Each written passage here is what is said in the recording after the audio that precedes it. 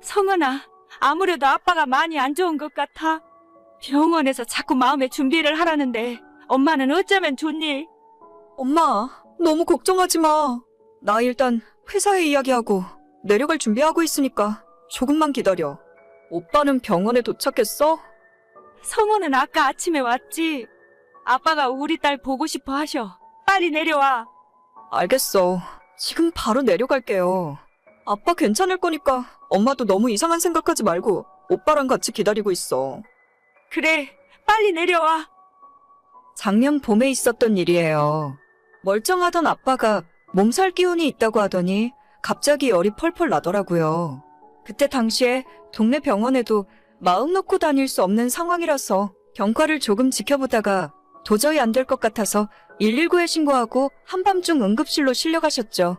별일 없이 금방 퇴원하실 줄 알았는데 주말마다 등산 다니고 아침에 조기 축구까지 하시던 그렇게 건강한 저희 아빠가 이틀 만에 병원에서 돌아가셨습니다. 병원에서도 많은 우여곡절이 있었고 당시에 면회도 제대로 못하게 하는 바람에 하마터면 저희 아빠가 하는 마지막에 인사도 제대로 못할 뻔했어요. 제가 결혼해서 애 낳고 손주가 대학 졸업하고 결혼하는 것까지 다 보실 줄 알았는데 한순간에 아빠가 돌아가시는 바람에 우리 가족에게 그 충격은 말로 다 설명도 못할 지경이었죠.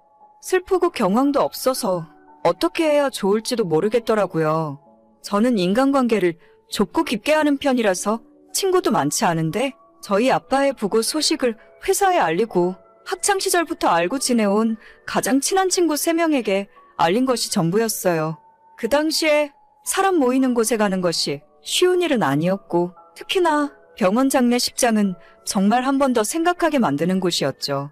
셋 중에 한 친구는 결혼을 해서 뱃속에 아이가 있는 상황이라 마음은 찾아가서 옆에 있어주고 싶은데 도저히 그럴 수 없을 것 같다고 미안하다며 전화가 오더라고요. 저는 친구가 전화해준 것만으로도 고마웠고 아직도 그때 전화해서 미안하다며 위로해주고 같이 울어준 친구에게 감사하는 마음을 갖고 있습니다. 그리고 한 친구는 직장 때문에 먼 곳에 살고 있지만 제 연락 받자마자 3시간 만에 장례식장까지 와주었고 꼬박 하루 동안 제 옆에 있으면서 좋은 이야기도 많이 해주고 위로를 해주더라고요. 친구 셋 중에 2사람은 지금도 자주 만날 정도로 친하게 지내는데 한 친구는 분명히 저희 아버지 부고 소식을 듣고도 장례식장에 찾아오지도 않고 못 오면 못 온다고 전화 한 통 하지 않았습니다. 당시에는 너무 정신이 없어서 몰랐는데 나중에 다 정리하고 보니 조의금조차 보내지도 않았더군요. 친하다고 믿었던 친구에게 배신감이 들었고 시간이 지나 상황이 다 끝난 후에도 왠지 제가 먼저 연락하기가 뻘쭘해서 최근까지도 서로 연락을 하지 않고 지냈어요. 그런데 얼마 전 연락 끊긴 지 1년도 넘은 친구가 갑자기 제게 먼저 연락을 해오는 것이 아니겠습니까? 성은아, 그동안 잘 지냈어? 오랜만이네. 나는 너가 우리 친구들 사이에서 아무 소식도 없길래 앞으로 우리들이랑은 연락 안 하고 살 줄 알았어. 미안. 내가 그때는 좀 사정이 있었어. 아버님 일은 들었는데 정말 안타깝게 됐다. 이제는 좀 괜찮아? 예전에는 좀 힘들었는데 이제는 괜찮아졌어. 우리 엄마도 요즘 자주 웃기도 하시고 언제까지 슬퍼하고 있을 수만은 없으니까. 그래, 너희 아버님도 웃으면서 예전처럼 지내길 바라실 거야. 진짜 내가 그때 못 찾아뵈었던 건 너무 죄송하네. 나도 어쩔 수 없는 사정이 있어서 그랬어. 그래, 그 사정이 뭔지는 모르겠지만 한때는 너한테 서운한 마음도 많았는데 이제는 그냥 이해하려고. 너도 뭔가 말할 수 없는 비밀이 있었겠지. 안 그래도 나도 지난 1년 동안 너무 힘들고 마음이 아팠어.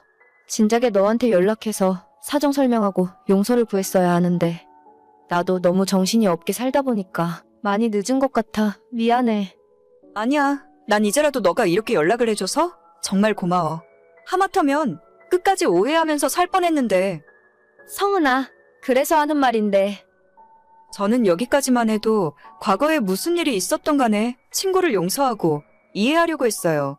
뭔가 나에게 말할 수 없는 집안 사정이 있었겠지. 정말 집안에 말할 수 없는 큰 문제가 생겨서 그거 해결하느라고 지금까지 연락도 못하고 지냈을 수도 있었겠다라고 생각하고 그냥 넘어가려고 했습니다.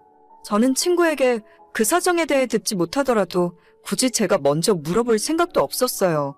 집집마다 남들에게 말하기 힘든 일들이 한두 가지씩은 있는 거니까, 게다가 어차피 일어난 일인데 이제 와서 구구절절한 사정 이야기를 들어봤자 뭐 하겠어요? 제가 가장 힘들 때 저의 연락도 무시하고 찾아오지도 않았지만 이제 와서 그게 뭐가 중요한 일이겠습니까? 다시 시간을 그때로 돌릴 수도 없는 일이고, 내가 힘든 일이 있었던 만큼 제 친구에게도 그만한 힘든 시간이 있었겠지라고 생각했어요. 하지만 그 뒤에 이어지는 친구의 말에 저는 충격을 받았고 경악을 금치 못했습니다. 성은아, 그래서 하는 말인데 내가 지금부터 하는 이야기 오해하지 말고 들어줬으면 좋겠어. 너랑 나 사이에 오해할 게 뭐가 있어? 난 괜찮으니까 편하게 이야기해봐. 그래, 착한 너라면 다 이해해줄 거라 생각했어. 나 사실 9월에 결혼해.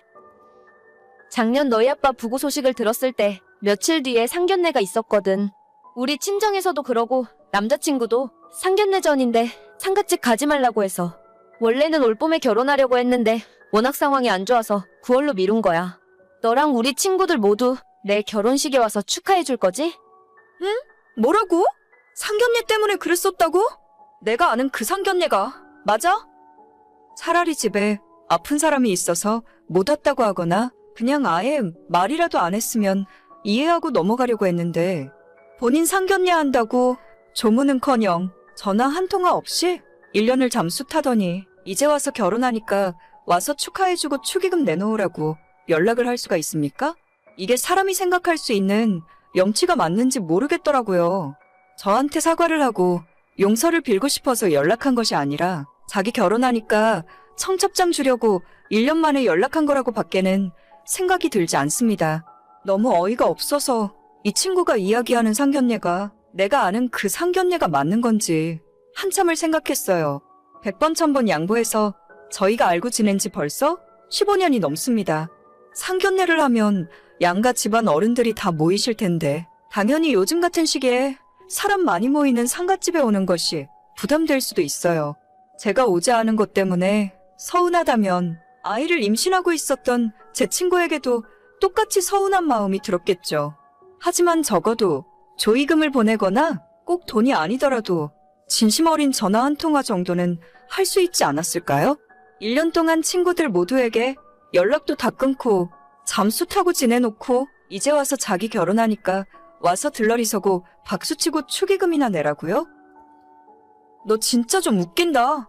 지금까지 우리들한테 문자 한 통 없다가 이제 와서 결혼한다고 청첩장 보내는 거야?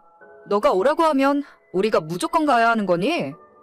아니, 난 꼭 청첩장 때문에 연락한 게 아니라 나도 너한테 지난 1년 동안 미안한 마음을 갖고 살았어. 사과를 하고 싶었는데 시간이 지나니까 점점 더 하기 힘들어지더라. 이렇게라도 사과하고 용서받고 다시 너희들이랑 예전처럼 지내고 싶어서 연락한 거야. 너가 그렇게 말을 하기에는 너무 타이밍이 좋지 않은 것 같은데, 차라리 이럴 거면 네 결혼식 다 끝나고 연락하지 그랬니? 이제 와서 결혼 한두 달 남겨놓고 미안하다 사과하면 내가 웃으면서 너 결혼식 가서 축하해줄 수 있을 거라 생각했어? 왜 자꾸 나를 나쁜 사람 만들려고 그래? 나도 그동안 얼마나 힘들었는데. 글쎄? 난 모르겠다. 너가 얼마나 힘들었는지는 몰라도 나는 도저히 이해를 못하겠어. 다른 친구들은 모르겠지만 나는 네 결혼식 못 갈 것 같아. 앞으로도 나한테 연락 안 해줬으면 좋겠다. 겨우 그런 일 가지고 아직까지 삐져있는 거야? 너도 진짜 애지간히 속 좁다. 그렇게 깐깐하게 굴면 나중에 너 결혼식 때 누가 가겠니? 적어도 너는 내 결혼식에 안 부를 테니까 걱정하지 마. 너한테 더 이상 할 말 없으니까 연락 그만하자. 내가 할 소리야. 제가 그 이후 나머지 친구들에게 별말은 하지 않았지만 전부 그 친구의 청첩장을 거절했다 하더라고요. 다른 사람 경조사에 안면물수 잠수 타놓고 자기 결혼한다고 축하해달라는 사람과 제가 어떻게 앞으로도 친구로 지낼 수 있겠습니까? 계속 알고 지내봐야 본인이 힘들고 필요할 때만 연락할 것 같아서 제가 먼저 손절하려고요. 원체 제가 사람 조심스럽게 사귀고 주변의 친구들이 많지 않은 사람이라지만 저런 인간은 제 인생에서 필요 없을 것 같아요.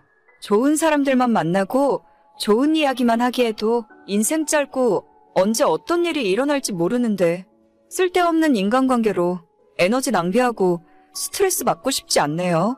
그래도 아직 좋은 친구가 둘이나 있어서 마음 든든하고 행복합니다.